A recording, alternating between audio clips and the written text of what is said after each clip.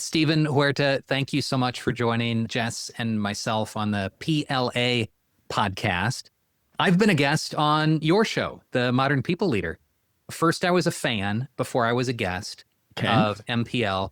And I think you had two people suggest that you interview me at some point. That's actually a tradition that you do. You have a couple traditions that I want to borrow, and I have borrowed in different ways. Like one is what's good. We do that in PLA before every live session. And another is asking people who else we should talk to. And then as I started following Modern People Leader, I found out that you have interviewed like 20 of our buddies in the People Tech Partners arena. And Jess and I have been longtime members of that and really appreciative that you're willing to come on our show and chat with us. Yeah. Well, that means a lot. I have a personal goal of doing more of this and getting outside of my MPL shell, finding a little more joy in doing these sorts of things. And so what better way to kick off my 2026 than with the two of you? So thank you for having me. Very kind. So excited that you are here. I imagine most of our audience is familiar with the Modern People Leader, MPL, or some other aspect of the work that you do. But for those who don't know you, can you introduce yourself to our audience? Yeah, well, I'll keep it brief because I know there's a lot of things that we want to hit on today. But I joined the workforce in 2000, and I have been blessed to work my entire career in or around HR. Leaving college, I had kind of two real offers. One was from Philip Morris. So I could either sell like cancer sticks or I could go do international payroll consulting. I think I ignored the payroll part and I was like, international consulting, cool. And so I was fortunate to be hired by Ernst & Young out of college. I did the HR consulting thing for 5 years. Then I cut my teeth in corporate HR at Goldman for another 7-ish years. In 2011, late 2011, I finally took the leap. I spent 2 years at Goldman on an M&A team. This is before the financial meltdown. So I worked on Goldman deals and probably like $1 billion in value. And I realized two things. I do not want to be an investment banker. Turns out I hate that part of the work, but I became fascinated with the builder operator side. And that took me a while to figure out how I would get to the beginning of my entrepreneurial journey, but that finally happened in 2012. And I've been in the entrepreneur game ever since. I've done services first, then did SaaS, and now I'm doing media. It's been a good run. That you wear so many different hats, operator, advisor, you're a podcaster, you're a community builder. You've now founded Huertonomics that brings a lot of these pieces together as well. When you think about the threads that tie your work together, what are some of the through lines for you? I would say an unwavering curiosity and commitment to our field. And like I said before, this was not my plan to work a career in human resources. And after, I would say, the first 5 years, I realized pretty quickly that the importance of HR, the importance of employee experience, the lack of glamour that is in this really, really hard job of creating a seamless experience that results in people loving what they do and coming back every single day. And I've always felt that everyone deserves that. We spend more time at work than we do with our loved ones. And so I feel like it should just be better. And I feel like whether it was as an HR practitioner or the service company that I created to kind of take a fresh look at how you provide HR consulting, or the engagement survey company that I launched, the underlying theme and all of it was making work better in that pursuit of happiness. Maybe most of our listeners know you and know of you and Daniel through the Modern People Leader podcast. I'd love to hear the origin story. Like, how did you get started with MPL podcast? It's a great story. So I mentioned, in my entrepreneurial experience, one of the stops was SaaS software. And that was an engagement survey company called Workify. And I'm a lot older. I'm 16 years older than Daniel, maybe a little older than that. And so we're like different generations. We're first cousins once removed, which means Daniel's father's my first cousin. Interesting side story is at one of my last roles at Goldman, I was diversity officer for the largest Goldman subsidiary, which was based in Dallas. I led a diversity recruiting exercise or initiative. And as part of those efforts, Daniel's older brother was hired into Goldman. And so Daniel's brother, who's now like a big time private equity guy, works for Ross Perot Jr. family office, like Daniel's brother is like true force of his own. Rewind. So this is when he was still at Goldman. He was like, hey, my middle brother is looking for an internship and I'm running the engagement survey company. And I remember Daniel when he was like 6 years old running across the lawn. So like, what's the deal? His long short on Daniel was like, look, he's a hard worker and he's coachable. And I was like, that's all I need to hear. So I hired him as an intern for the engagement survey company. And that's how Daniel and I started working together. And that goes all the way back to 2015, 2016. And Daniel started as an intern. We hired him full time when he graduated, and he became our demand gen manager and led a lot of our marketing programs, essentially helped get us to $500,000 in revenue. And by 2019, he was ready to spread his wings, and we were looking to make some changes anyway. And so he went on to Udacity, the big online technical learning company. He's at Udacity, and 3 months later, COVID hits. And I get a phone call from Daniel, and he's like, I really messed up. I should not have made this move. And I was like, no, you didn't. Who could have predicted a global pandemic? We can't hire you back. What's done is done, though. And so like everything will be fine. We'll get through this. And he was like, okay, well, how about launching a podcast? And I was like, what are you talking about? Podcast? Like, I'm the CEO of a startup. We're in these circumstances that have never been seen before, or we've never had to work through these challenges. And so I gave him a hard no, resounding no. I'm not in for your podcast. I don't even listen to podcasts. I still don't. Fast forward to about November of 2020. We're still in our apartments and homes. Things got a little better with the startup, and I finally said yes. So thank God Daniel is super persistent, because if he hadn't like just followed up with me and said, no, I really think you would be perfect for this podcast concept I have. And he pitched me on the idea. At that point, his vision and kind of the mission of MPL had evolved, and I formed my own mission and vision. And for me, it was really, I shared with you the story. Like what I quickly walked y'all through is literally how it happened. And I've been so blessed to have spent 25 years in this amazing community, in this amazing industry. I've had so many great leaders help me personally, coach me through things that, if I had chosen a different career path, like none of this is possible. And without, being able to stand on the shoulders of these giants. And so if there's a way for me to pay it back, like it just seemed like an easy thing to do, to interview HR leaders and share their insights with the world. It's amazing. I know MPL has touched many people, including myself, with the interviews that you've run. And you've had some really big names on the podcast.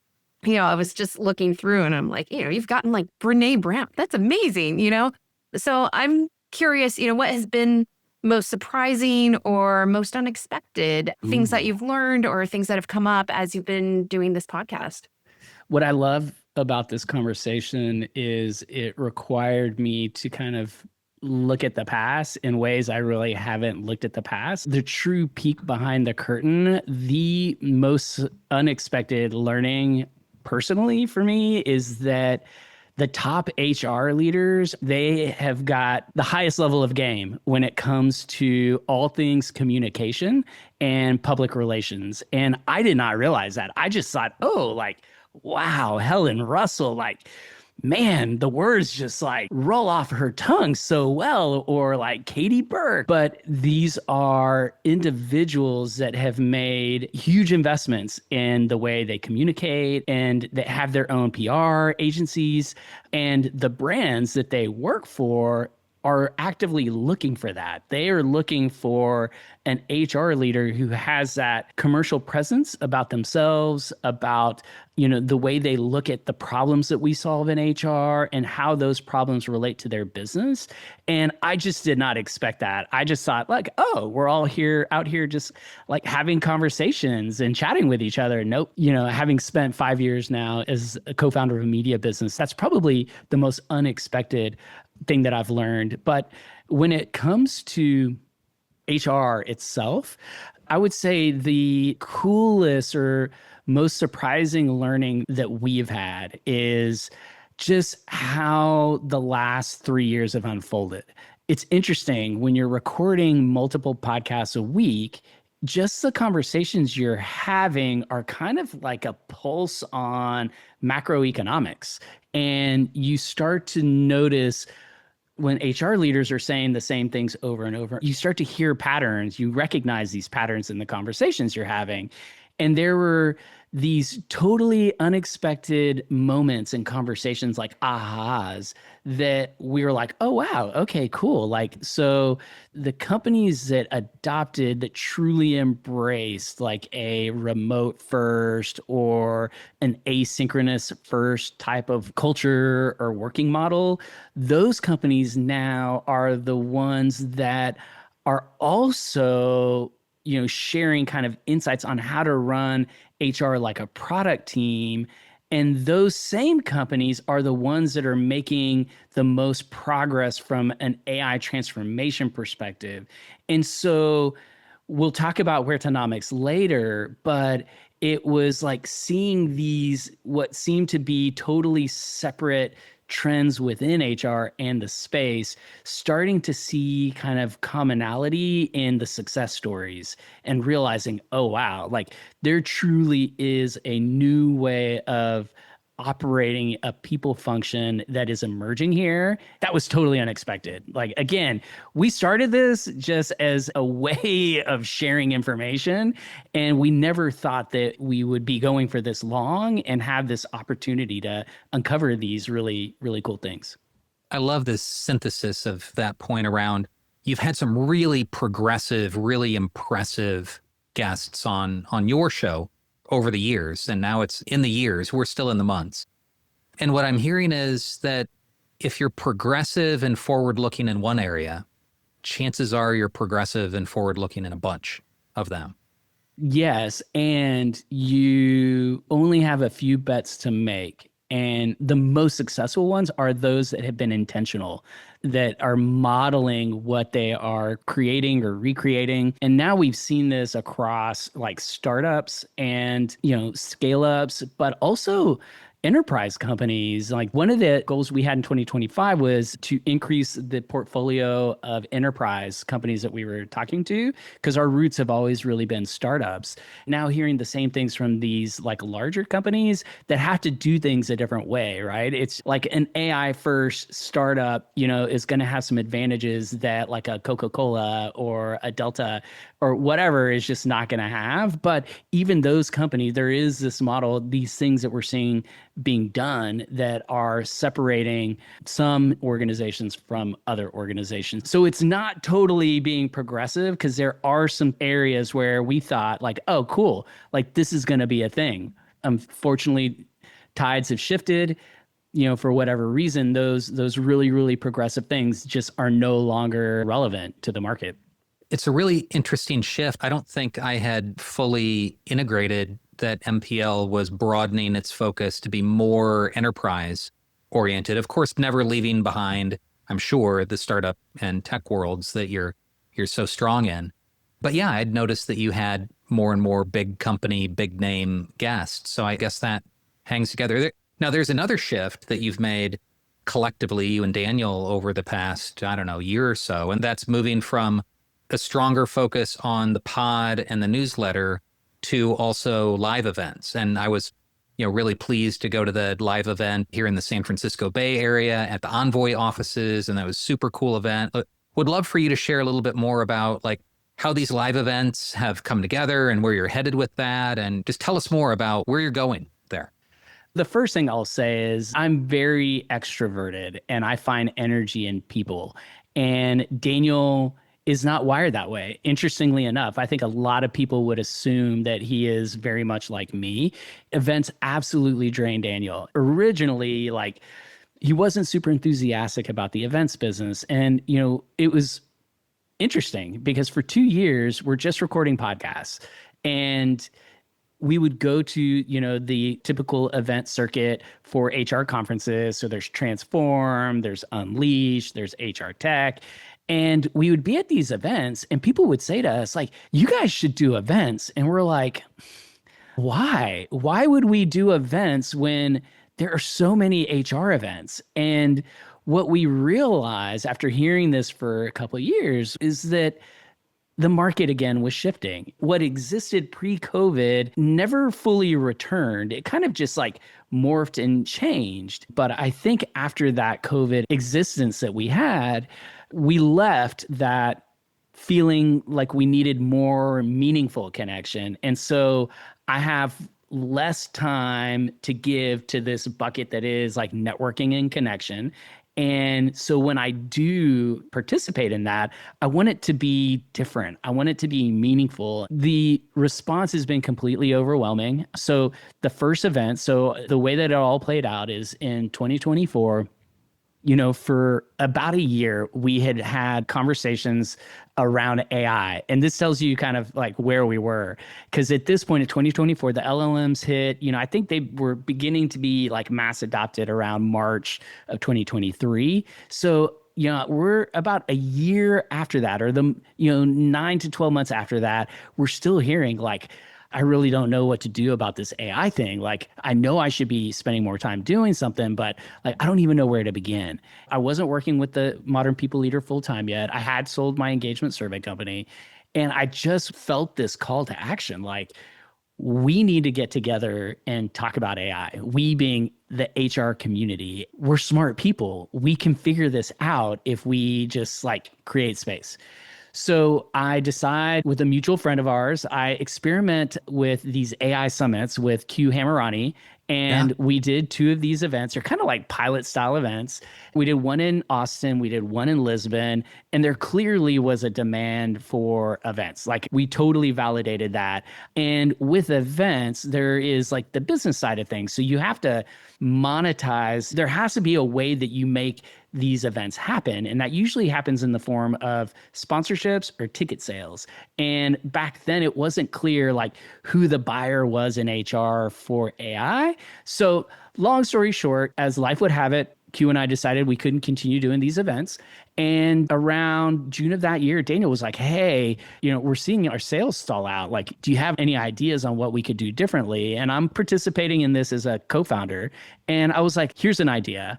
Maybe I should join the business. And as part of joining the business full time, I'll launch an events line of business. I think these are some like really rough basic projections, but I think we could get to, I don't know, $50,000 in revenue. We almost 3x that in our first year of doing events. So in doing that, we're like, wow, like this is crazy. We just thought we'd be piloting events. We've learned a lot. And I think, that comment that I made earlier about more meaningful connection is after doing 5 of these quarterly events, that feels to be the most clear explanation for like why we've been so successful. Daniel created this elevated brand with the Modern People Leader. We're having HR and people conversations that are different to, I think what people were expecting in the past. And today, I still think, we're taking a unique take. And our events, we've worked hard to translate that feeling you get when you're listening to a great podcast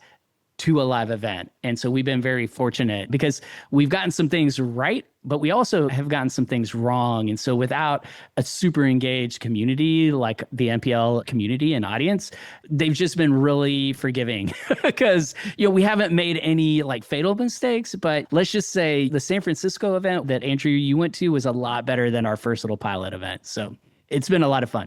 I'm wondering for folks who are sitting here like myself going, oh, maybe I should check out one of these MPL events. What makes it special? What allows for the conversation to be different than, the many, many other communities and conferences and meetups that are happening elsewhere? So first of all, and I say this to Daniel in our kind of leadership meetings, our leadership meetings of 2, but it all starts and ends with the podcast. Like without 300 plus episodes and all of these like webinars we've done, all the crazy things that we've done, without access to all of that and the individuals that have joined us, what I call the MPL family, and Andrew, you're part of this now. We actually last year launched an alumni newsletter. So now we're communicating with our past guests, like one-on-one, like here are things that are going on. Here are some opportunities if you want to get involved with our community, without having the ability to call on, some world-class people leaders. So like we're planning for MPL Live Toronto. That's going to be our next event. That's going to be in April. And we reached out to Christine Song, who was at Nix. Now she's on her own. She has like 60,000 followers on LinkedIn. Katya at 1Password. There's just like an amazing initial group of people leaders that we reach out to prior to every event. And we kind of get the lay of the land for the people communities in that location. And then we hyper tailor the event for that event. So like in San Francisco, we were at Envoy's office and they were kind of our venue sponsor, and everything was very much tailored to the San Francisco HR community, including where we had the after party. There was an after party dinner. It was a vegetarian restaurant. Like in Texas, it's like tacos and barbecues. And that was one of like the things that we got the most positive feedback on, was like this vegetarian restaurant was just so amazing. So I think it is that level of planning and intentionality that we put in to this micro event. It feels like, a super big event, but, we're talking 80 to 100 people are usually attending these events. You were mentioning that this year there's a fun extra twist to it and that you're now doing them internationally. That's Can you right. share a bit more about that? A lot of people ask me, like, how did you do this? Like, how did you build a podcast that you've now turned into a business that you're now expanding? It takes a lot of hard work and grinding, and things that we're doing in 2024 and 2025, we're setting the stage for what we're doing today. So you have to play for the long game. If you're looking for like short wins, or you think it's just gonna like be a hockey stick type of growth situation, that's when you don't execute the way that you were hoping. And so for us, it was as easy as in 2025, we set a goal to expand. I think we saved 20, maybe 30% of our episodes would be dedicated to non-US HR practitioners. So we decided we would target Europe and Canada. And we have had tremendous success in both of those. So to the point at which London, I think, is our number 2 follower location, and Toronto is our number 4 location. And so another thing that we've learned after a year of doing events, there was one major fail, and that was an event that never happened. It was planned. We sold out sponsorships, and that was an event in Miami. And for a number of reasons, we just could not sell tickets. So we canceled that. And one of the things that we learned, and we kind of pivoted mid-year last year, was you should follow the data. And Miami wasn't a top 10 location for us. And so we, again, kind of changed our approach. We had 4 hugely successful events in Boston, San Francisco, New York, and Austin. Interestingly enough, our numbers were down in Austin, which was our hometown. And that's when we realized, like, oh, wow, maybe it's these larger locations that are larger HR communities that are in these top listener locations that we should be focusing on. And so when we ran the numbers in preparation for 2026, lo and behold, Toronto and London are on the list, and San Francisco is still on the list. And we are adding to our roster not only live events, but we're also doing some dinners. So we did a few kind of pop-up dinners last year. We formalized those this year. We are going back to Boston for a dinner, and Chicago is a new location we added for this year. So it's like bizarre, and it's super, as my oldest daughter would say, nervo-sided. I'm like a combination of nervous and excited because it feels like the stakes are a little higher going international, but that's the background. Stephen, as you talk about the offerings of the MPL portfolio, a couple of things really stand out to me and probably our listeners as well. One is just the entrepreneurial nature that you and Daniel have. Like, you've started and turned into success several different things and pivoted along the way. Like, that is true entrepreneurial spirit. The other thing that jumps out is that as people focused and rooted in the HR community as you are, you still have a commercial mindset. Yeah. And I know that you've done some commercial advisory work with HR tech vendors, and in the People Tech Partners community, we do some of that as well with advisory work and, a couple of different angles. And I'd love to learn a little bit more about some of the go-to-market and advisory work that you have done and might still be doing. And could you explain how that works for our listeners? Yeah, absolutely. And for all the HR tech founders out there looking for advisors early in 2026, hit me up. That's another goal of mine. I mentioned to Andrew and Jess how I have a personal goal of doing essentially 20 speaking opportunities, which includes podcasts and live events, non-MPL related. I'm also, after taking a break last year, I'm returning to my advisory roots. Great. 2024, I spent the vast majority of that year after I sold my own startup advising. And it is exhausting because having been a founder, there's nothing more frustrating than bringing on an advisor that you think is going to change everything, that will give you access to a channel or maybe refer deals in or give you that great testimonial. And I found myself more often than not disappointed. And that probably had something to do with the way I was doing it.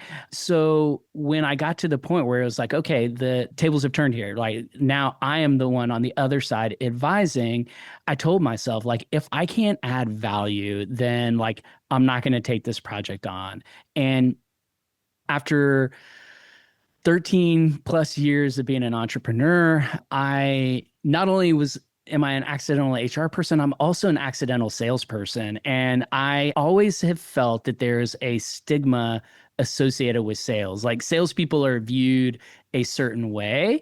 And I never really wanted to lean into that for whatever reason. And my coming into this year, having joined the podcast full time, helped Daniel like rework our entire sales engine, and having seen us grow 4x, 5x, I've realized like, wow, this is an art and there is science behind it also, but a lot of it is art. And I'm a pretty good artist. I'm not Da Vinci or anything, but I have something to offer.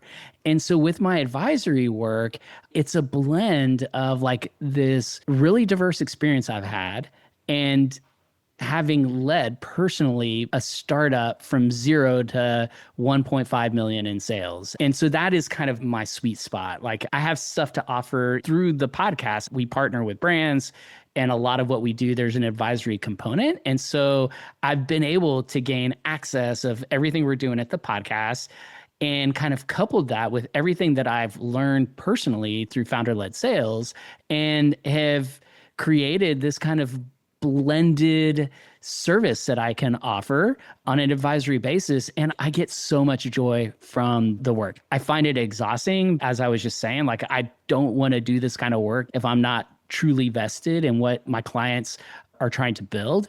And what an exciting time. Like, I don't know about you two, but it feels like not even a week goes by before I hear about another great tool or some AI, first solution that, has a lot of promise. And so part of why I do the work now is also to help, the community. Again, it kind of goes back to that MPL mission I had.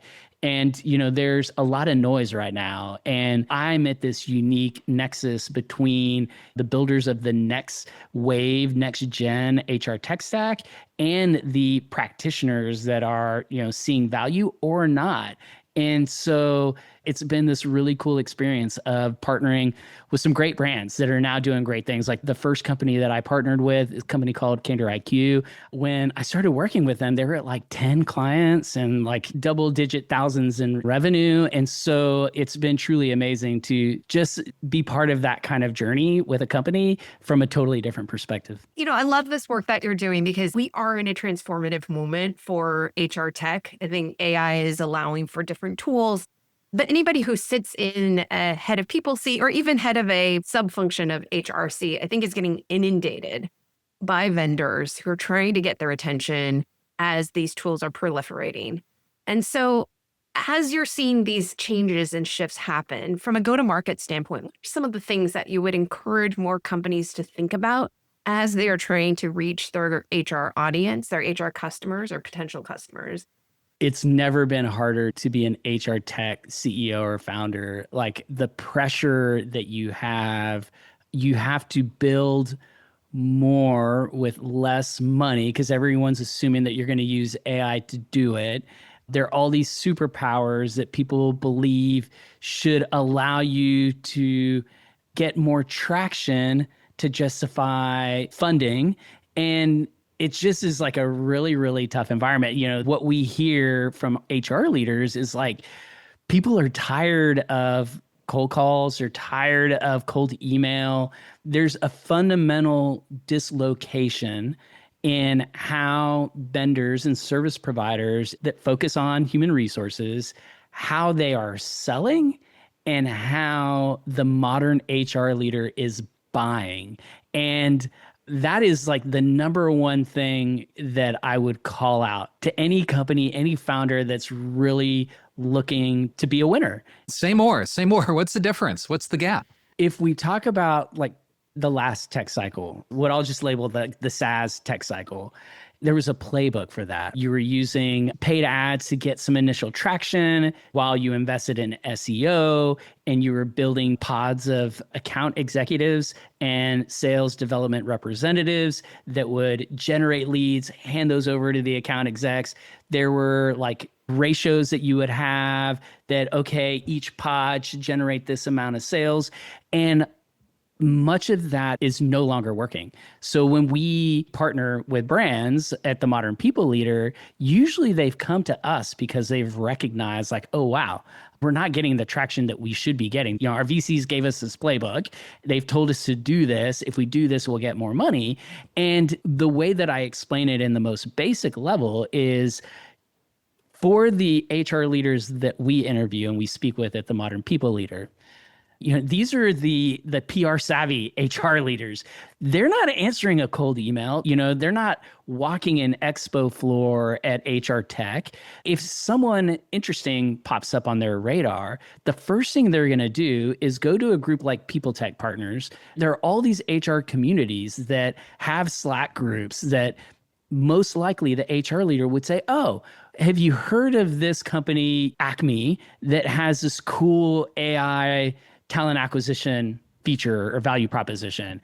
And if no one's heard of you or no one's used you, or even more, the higher bar, it was not a good experience working with you, you're not going to get the call, you're not going to get the deal. And so what we have found, like, part of the dislocation is just like the buyer swing has totally changed now. And it's with the emergence of like community first HR, which has been one of the great byproducts or outcomes of the COVID era, is we all had to rely on our communities a little more because we couldn't get that coffee and we couldn't go to our local SHRM chapter like we used to.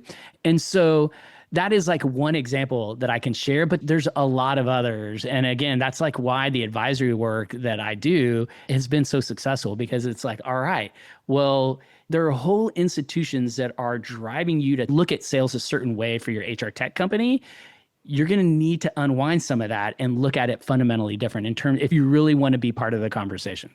Super interesting in the rise of professional communities. There have always been professional communities, but the rise of the importance of these communities in terms of sharing, hey, what's working for you, what's working for me. If nobody's ever heard of it, then I'm not going to follow up. People Leader Accelerator has turned into as much or more of a community as a educational program, right? We have more graduates and we have people that are in it. And yeah, I guess I see that. And I see that in People Tech and see that in Startup Experts and some of the other groups. I mean, it's an interesting underscore because I feel like for the last, 8-9 years, I've been talking to companies about that exact thing of like any people leader, you're a vendor, you reach out, and the first thing they're going to do is go and ask their circle of confidants within the HR leadership community that they know. And it used to be just the people you had worked with in the past, or like you had one-on-one connections. And People Tech was my first experience with like a community you could go to and really ask for that. And so I love that it's, hey, this is now the way that seems to be more reliable way for companies to go to market. For those in our audience who are on the other side of this, they're the HR leaders who are trying to buy. What are things that they should keep in mind as they're talking to these vendors? What should they push on or prod or be looking out for? The first thing that I would say to the HR leader is you should double question every investment you're making. And I forget what the Zapier framework is, but it's like buy, build, borrow, bot. So I would first kind of dust off your tech stack assessment framework. I don't know what the right terminology is. I would re-examine how you look at and view your HR tech stack, because there's so much possible now. Maybe this is a good time to mention this, but one of the things that I talk about a lot at Huertonomics is the emergence of superpowers that just were never, ever available to HR. I remember practicing HR, and like at Goldman Sachs, we had tech resources, and we had to work with our in-house tech resources to prioritize, our goals for the year. And if we had budget and we had coverage, and we could get it done. And if we didn't, then we wouldn't. But now the ability to be a full stack engineer is available to every HR practitioner out there. And so a lot about what I talk about in my Huertonomics, my own personal content portal, are some of the emergence of some of these new options that are available to HR leaders. And so my advice would be first, examine your tech stack, look at what is working and what is not working. And if it is not working, then I would start there. Educate yourself on some of these decision-making frameworks or these assessment frameworks, matrices. There's a lot of them out there now. And I would be bold because now you have more power than you've ever had to buy something, to build it, and don't be hasty. A lot of people feel like they are behind in the AI transformation journey, but the reality is the people that are leading are only, 2 to 4 weeks ahead of everyone else, depending on the level of sophistication they're at. That's how much Gen AI has leveled the playing field. Is, you do need to start. There is a learning curve, but there are a lot more options today than there were a year ago, 2 years ago. So if you haven't gone through that exercise, go through it. If you don't even know what I'm talking about, I run one of the largest HR podcasts. People have shared all these things with me. And so that's what I'm trying to do with Huertonomics, and I'm happy to share more. I want to make sure that we get to our accelerator round, which is one of our traditions. So in lightning round format, we have a couple of questions for you, for our listeners. The first, People Leader Accelerator, we love leveraged learning. So if you could recommend just 2 resources to an emerging people leader, what might you suggest would be a great resource to learn from? If you're looking for education, PLA is a great source. We often refer to the People Leadership Accelerator as like the MBA of HR. Like there's no better curriculum. There's no better program. It's not for the faint at heart. It's for those that are really looking to take their game to the next level. And so that is a great resource, but your audience probably already knows about that. I'm still a big fan of Built for People. And also, full disclosure, we do have a content partnership with Jessica Zvon. And I would say Matt McFarlane, I just was blown away with Matt in general. And I didn't even know that there's so many resources out there that he's made available. OpenOrg is another one. I know they're sharing a lot of free resources out there for HR leaders. I know you only asked for 2. The last one is PX Espresso, and that'll be my last one. Awesome. Next accelerator round question. What one sentence of advice, Stephen, can you offer to a growing, emerging people leader about how to accelerate their career in today's environment? I would give 2 pieces of advice. Don't underestimate the power of your network. Whatever your preconceived notions on how big your network should be, double it. I am super bullish on network, the power of community. It opens so many doors, and it's so easy to do. And people in the community like you and I, we are so eager to help. Yeah. And so super easy way to accelerate. The other thing is you've got to find time to upskill or reskill your AI chops. That is just like literally every single human being, in my opinion, that is going to work in any sort of white collar job right now or the knowledge industries. You've got to embrace the stuff. Things are only going to keep changing and the future is about to look a lot different. Awesome. Who else should Andrew and I talk to? Crystal Boyson. I don't know if y'all know Crystal. I don't know if y'all are connected or if whether you've interviewed her. That was our top listened to podcast. And it's probably the podcast that I quoted the most last year. The second name that I'll put out is Thomas Forstner. So he oversees the people and technology groups at a company called Euro, I may be pronouncing that wrong, but Thomas Forstner.